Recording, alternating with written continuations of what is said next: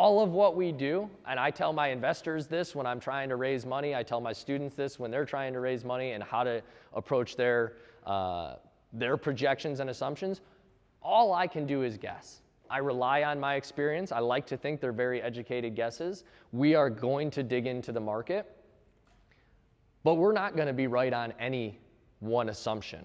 The goal is to look at your assumptions in such a way where this one feels a little aggressive to me. Maybe I'm a little high on what I can get on rents.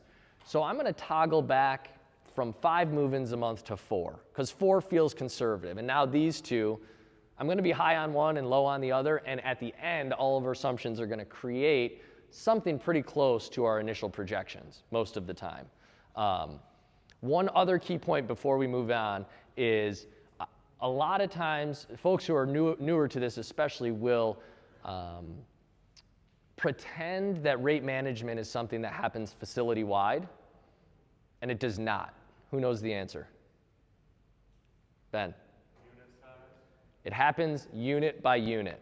It is a 5x5 and a 10x10 are 2 different products, and they're a lot different than a 10x30.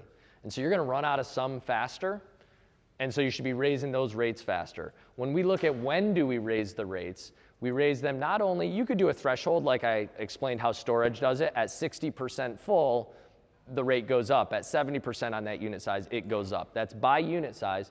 If you're doing it manually, which you may be in the beginning, the rate of fill is also important. Like when I was doing it in Florida, we filled up some unit sizes so fast that I started jacking street rates when we were 40 or 50% full on that. I still had 35 by 10s left, and I was already jacking rates. Why?